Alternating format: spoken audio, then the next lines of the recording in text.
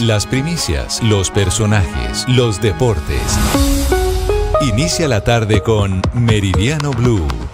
Dirige Ricardo Ospina. Es la 1:01 p.m. Es un gusto seguir con ustedes. Estamos en Meridiano Blue. Saludo a quienes a esta hora nos acompañan en Ditu, de Caracol Televisión y en el canal de YouTube de Blue Radio. Hoy miércoles 28 de enero. Va a llover otra vez en Bogotá. Saque su paraguas y conduzca con precaución. Vamos con las noticias, muy variadas en este mediodía. Comenzamos hablando del presidente Gustavo Petro, que parece moderar de nuevo su tono sobre Estados Unidos, sobre el presidente Donald Trump, en su discurso de esta mañana en el Foro de Economía que organiza la Corporación Andina de Fomento en Ciudad de Panamá. Catherine Ávila. Ricardo, buenas tardes. Pues de ayer a hoy hubo un evidente cambio de tono del presidente Gustavo Petro. Esto era lo que decía ayer en la Casa de Nariño frente a un grupo de médicos luego de equiparar a su homólogo Donald Trump con el dictador Nicolás Maduro. Pero esa historia la he hecho en otro tiempo. Solo que lo deben devolver porque lo tienen secuestrado y debe ser juzgado por un tribunal venezolano y no gringo. Porque a nadie se le ocurre con dos dedos en la frente bombardear la patria de Bolívar. Primera vez. Ese era el tono de ayer. Este era el tono del presidente Petro, Gustavo Petro, martes 27 de enero. Eso era lo que decía ayer en una reunión que tuvo con médicos en la Casa de Nariño. Y aunque hoy en el Foro Económico se mantuvo en que Nicolás Maduro no debía ser juzgado en Estados Unidos, pues cambió el tono y se abstuvo de hablar del presidente Trump fuera de su reunión. No dijo nada más distinto a que se iban a reunir y iban a hablar de libertad. No queremos ver llover la muerte sobre nosotros. Y ya la estamos viendo. Yo no defiendo, como dice mi prensa, a Maduro. Digo, es que tiene que ser juzgado por un tribunal o venezolano o americano de las tres Américas. Si construimos un tribunal de justicia de todas nuestras regiones contra el narcotráfico, que creo se debe construir. El mandatario reconoció que no sabía cómo iba a salir ese encuentro con su homólogo Donald Trump. Sin embargo, por ahora la visita oficial pues se mantiene, comenzará el próximo domingo. La reunión está prevista para las 11 de la mañana del martes y el 5 de febrero regresará al país luego de una conferencia en la Universidad Georgetown. Muy bien, Catherine, 3 minutos, ya vamos a la gélida, la fría ciudad de Washington para hablarles de lo que fue el discurso hoy del secretario de Estado Marco Rubio, hablando de Venezuela ante el Senado de su país. Antes hablamos de una historia que puede marcar el inicio del fin de una de esas viejas glorias del deporte colombiano, de un ídolo. Lucho Herrera, el jardinerito de Fusagasugá, ahora a indagatoria por su presunta participación en la desaparición forzosa de 4 campesinos en su natal municipio de Fusagasugá, en Cundinamarca, en el año 2002. Kalila Peña, ¿qué sabe la Fiscalía? ¿Cuáles son los detalles de esta citación? Sí, señor. Mire, la Fiscalía llamó a indagatoria a Lucho Herrera y a su hermano Rafael Herrera por su presunta participación en la desaparición forzada de 4 personas ocurrida el 23 de octubre de 2002 en zona rural de Fusagasugá. Los elementos materiales probatorios indican que habrían contactado a integrantes de las extintas autodefensas campesinas del Casanare para que se llevaran en contra de su voluntad habitantes de predios aledaños a sus propiedades. La decisión fue calificada como esperanzadora por Pastor Rodríguez, hermano de Víctor y José del Carmen Rodríguez Martínez, 2 de las víctimas del caso, quien aseguró que tras años de espera esta actuación abre una posibilidad real de conocer la verdad. Escuchemos. Entonces, teniendo en cuenta que el señor defensor ha justificado por el cual ha sido la solicitud de aplazamiento el día de hoy, a su vez, pues, esa no es la voz. Esa no es la voz, esa es la voz del otro caso, es la voz del caso de Jaime Esteban Moreno Jaramillo. Pues en esa voz que pronto les vamos a presentar, Pastor espera además que el cuerpo de uno de sus hermanos y de Gonzalo Guerrero sean hallados próximamente. Es importante aclarar que la diligencia de indagatoria se realizará el próximo 6 de febrero y se rige por la ley 600 de 2000, debido a que los hechos ocurrieron en 2002. En ese sistema, la indagatoria constituye la vinculación formal al proceso y que puede dar paso a la solicitud de medida de aseguramiento y a la apertura de juicio. Adicionalmente, Rafael Herrera, el hermano, fue vinculado en la misma investigación por el delito de acceso carnal violento. Muy bien, Kalila, 6 minutos, hablamos de economía, hablamos del canal del dique. El gobierno dice que no está recortando los recursos para esa obra que es fundamental para evitar la contaminación con sedimentos de la costa caribe colombiana, del Atlántico, del departamento de Bolívar, a pesar de que se recortaron en 600.000 millones de pesos las vigencias futuras. ¿Qué dice el gobierno? ¿Cómo se defiende, Marcela Peña? Pues sí, señora, a pesar de las advertencias de la Contraloría, de las quejas de los gobernadores de la región, la Agencia Nacional de Infraestructura dice que sí se va a desarrollar correctamente este proyecto de restauración del canal del dique, 5,6 billones de pesos en total. ¿Cuál es el argumento del gobierno? Que este proyecto, Ricardo, no está todavía en fase de construcción, sino en fase preoperativa porque no tiene licencias y permisos. Dice el gobierno, el consorcio ya tiene en sus manos más de 217.000 millones de pesos y para acceder a recursos adicionales va a requerir el cumplimiento de ciertos criterios técnicos. Sin esos criterios, dice el gobierno, no habrá más recursos porque su objetivo es hacer un uso eficiente del dinero del Estado. 1:07. Hablamos de elecciones. Este jueves habrá una cumbre para evaluar la seguridad en la jornada electoral del 8 de marzo y del mes de mayo. Laura Bralte, ¿qué dijeron las cabezas de los entes de control? Así es, Ricardo, muy buenas tardes. Las autoridades electorales y los entes de control ya avanzan en la coordinación de medidas para garantizar el desarrollo de las elecciones del próximo 8 de marzo. Este martes, el registrador nacional se reunirá con el Contralor, el Procurador, el Ministro de Defensa y la cúpula militar con el objetivo de definir las estrategias de seguridad para los más de 125.000 mesas de votación habilitadas en el país. De forma paralela, se instalará la Comisión de Seguimiento a los Delitos Electorales junto con la Fiscalía General de la Nación. Un punto del debate fue en donde los colombianos adquieren la información sobre los posibles efectos luego de las votaciones. Hablamos de la ley de encuesta que se encuentra en el Congreso y a la que el Procurador General de la Nación se dispuso y se ofreció para llegar hasta el Congreso y poder tener una reunión y definir varios de los puntos claves que ofrecen en estos momentos en la ley de encuestas. Escuchemos lo que dijo el Procurador General de la Nación, Gregorio Elhash. Hagamos una discusión reposada, no electoralizada, tranquila, después que se sepa cómo quedó el Congreso al menos, para que no tengamos esa interferencia de lo que está pasando en la realidad. Una mesa de trabajo, nosotros nos ha dado muchos resultados, hemos evitado daño por más de 3 billones de pesos solamente conversando, dialogando, construyendo consensos. Frente a todo este panorama, la Contraloría aseguró que ya hay recursos y está al tanto del tema, y la Registraduría aseguró que las elecciones continúan en pie y no se van a suspender. 1:09, es que eso se da por descontado, no hay ningún elemento que hoy permita poner en duda la realización de las elecciones en Colombia. Hay noticia que desde temprano les estamos contando sobre la extradición inminente a Estados Unidos de alias Pipe Tuluá. Sergio Barbosa, ¿cuándo sería extraditado el cabecilla de la banda La Inmaculada a Estados Unidos? Ricardo, buenas tardes. Pues lo que ha explicado el ministro de Justicia encargado Andrés Hidárraga es que espera que la Fiscalía surta este trámite de extradición en al menos 2 semanas, y es que esta mañana se confirmó este trámite de extradición luego de que le negaran el recurso de reposición que había presentado el abogado de Andrés Felipe Marín Silva, conocido con el alias de Pipe Tuluá. Recordemos, el peligroso cabecilla de la banda La Inmaculada que delinque en el Valle del Cauca y otras regiones del país. Este anuncio lo hizo Hidárraga, y también lo que ha dicho es que a causa de este proceso de extradición de Pipe Tuluá, altos directivos del IMPEC han sido víctimas de amenazas. Es importante decir que, según lo que ha dicho el jefe de la cartera de justicia encargado, es que en al menos 15 días Pipe Tuluá sería extraditado hacia los Estados Unidos. 1:10, gracias. Hablamos de los operativos hoy en el centro de Bogotá, 1.200 policías en la localidad de Santa Fe. Contra los pagadiarios se logró la ubicación de 200 venezolanos indocumentados, seguramente serían deportados en los próximos días. Felipe García. No, me la robaron. Me la robaron hace una semana. En la madrugada, la policía desplegó un megaoperativo con más de 1.200 hombres en los pagadiarios del barrio Santa Fe, en pleno corazón del centro de la capital, como respuesta directa al ataque con granada que dejó una persona muerta y 13 heridas. La intervención, que cubrió un amplio sector entre las calles 19 y 24 y las carreras Caracas y 17, se concentró en registros, controles, identificación de personas e inspección de inmuebles, señalados por las autoridades como refugio de criminales. Durante los procedimientos también también fueron identificados más de 200 ciudadanos venezolanos sin documentación, quienes quedaron a disposición de Migración Colombia para establecer su situación y trazabilidad.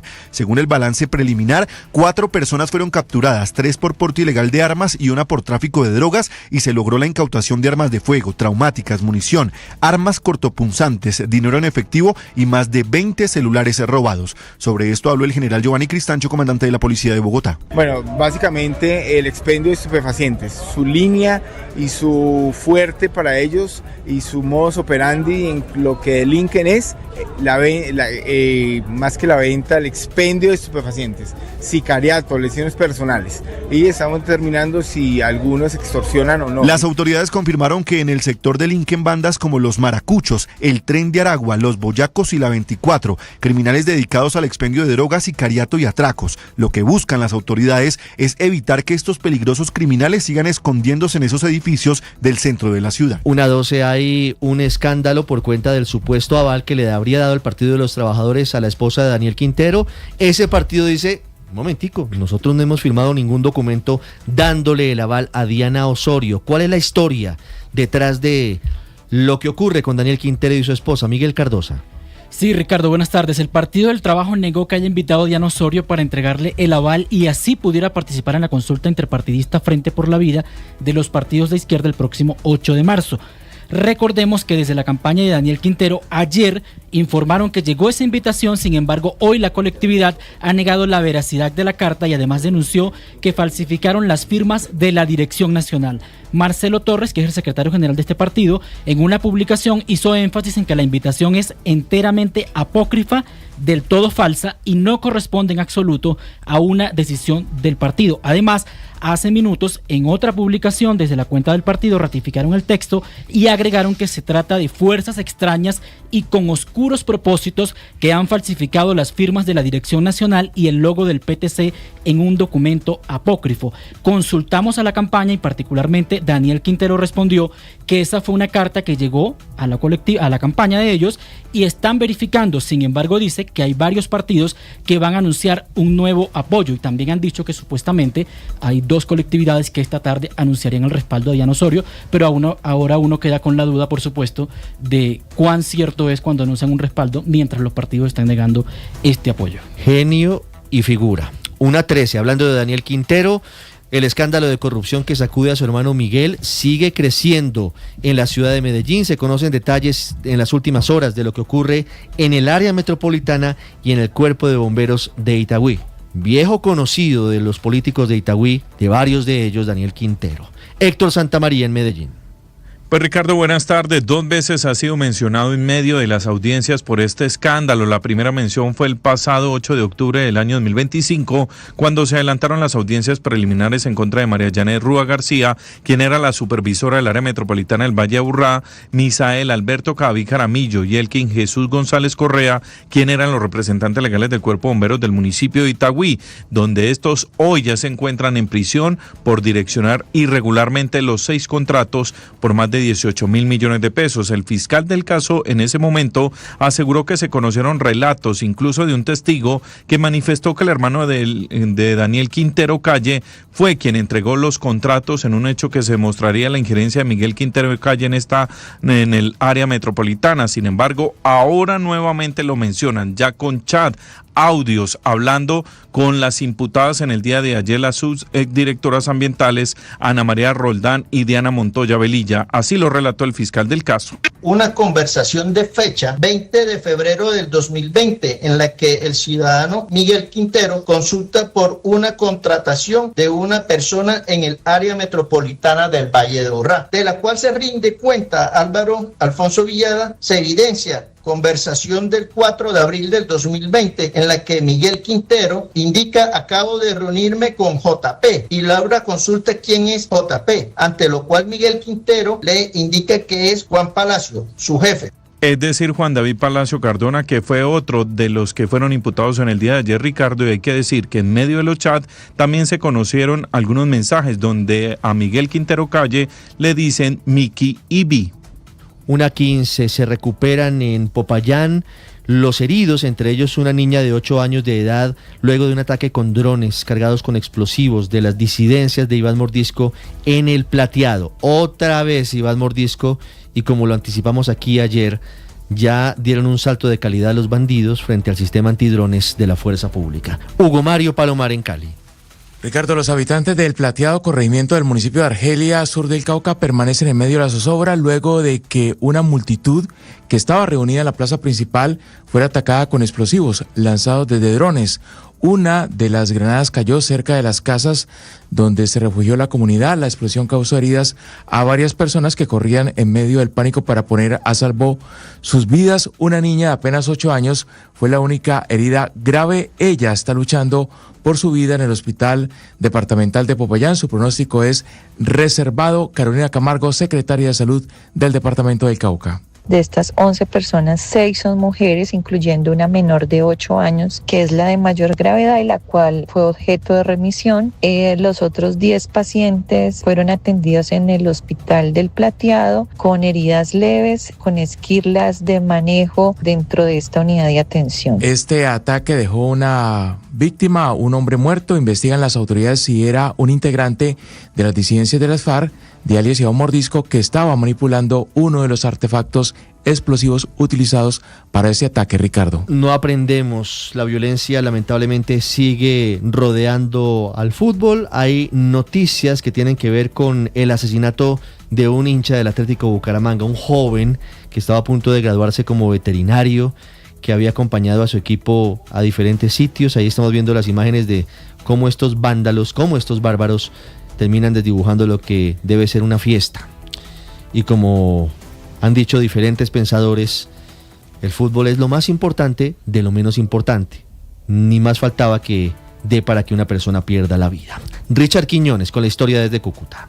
Camilo Rojas tenía 24 años, natural de Bucaramanga, y en las últimas horas perdió la vida en la ciudad de Cúcuta a manos de hinchas, estudiantes de veterinaria. Las autoridades siguen investigando. Nos acompaña el coronel Jimmy Belalcázar, quien es el comandante encargado de la Policía Metropolitana de Cúcuta. Bienvenido a Blue Radio y cuéntanos exactamente cómo avanzan las indagaciones para dar con los responsables de este hecho. Buenos días.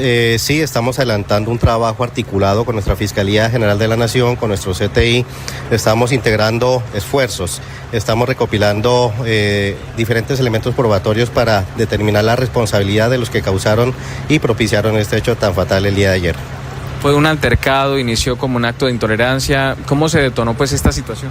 Prácticamente sí, la intolerancia que manejan estas personas que manifiestan ser seguidores de los equipos deportivos, en donde inicialmente se presenta una agresión, posteriormente la víctima fue agredida con arma cortopunzante, en donde le ocasionan unas heridas mortales y víctima de esto pues fallece. Estamos adelantando las investigaciones, recopilando los videos que nos ofrecen los sitios donde sucedieron los hechos para poder fortalecer la investigación. Muchísimas gracias, coronel. Hay que destacar que esto no sucedió fuera del estadio, sino a 700 metros. El cordón de seguridad de las autoridades estaba en inmediaciones del escenario deportivo. Sin embargo, el hecho se presentó cuando el joven pues se dirigía con un grupo de personas a buscar un vehículo. Las autoridades siguen avanzando en esta investigación. Hablamos de las noticias del mundo, de la advertencia de Estados Unidos a Irán. Está viajando la flotilla de buques de guerra de Estados Unidos rumbo a el Golfo Pérsico. Hablamos de la tormenta de nieve que ahora azota la península ibérica y un letal ataque ruso contra un tren en Irán. César Moreno.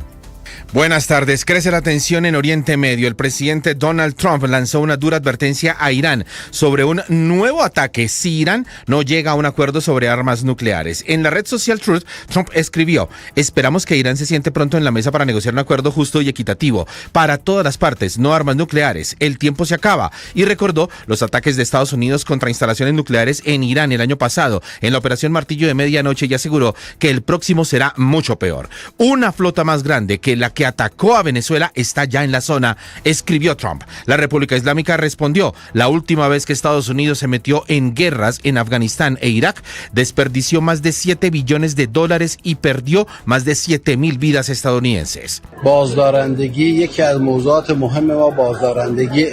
Irán está dispuesto a dialogar sobre la base del respeto mutuo y de sus intereses, pero si se le presiona, se defenderá y responderá como nunca antes. Vamos a Europa porque la poderosa tormenta Christine deja al menos 4 muertos en Portugal y provoca una inusual nevada en Madrid. El paso de la tormenta Christine estuvo marcado por intensos aguaceros y rachas de vientos que alcanzaron hasta 150 kilómetros por hora, que provocaron caídas de árboles, inundaciones y deslizamientos de tierra. Hasta casi 900.000 hogares quedaron sin suministro eléctrico, numerosas vías seguían cortadas o parcialmente bloqueadas, incluida la principal autopista que conecta a Lisboa con el norte del país, y el tráfico ferroviario también presentó retrasos.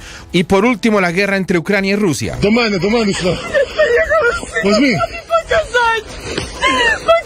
Un ataque con 3 drones perpetrado por Rusia contra un tren de pasajeros en la región ucraniana de Kharkov mató a 5 personas e hirió a otras 2, en el que es el bombardeo ruso más letal en la campaña que las fuerzas del Kremlin llevan a cabo desde hace meses contra los ferrocarriles de Ucrania. El tren llevaba a 200 pasajeros, la mayoría mujeres y niños, y este tren atacado es conocido en Ucrania como el tren de la vida o el tren del amor, por su importancia para miles de familias separadas por la guerra. Allí es donde viajan las esposas a visitar a los soldados en algunos puntos del frente. El presidente ucraniano Volodymyr Zelensky dijo que el ataque ruso no podía tener ningún propósito militar y afirmó que un ataque contra un tren civil no puede ser definido más que como un acto de terrorismo.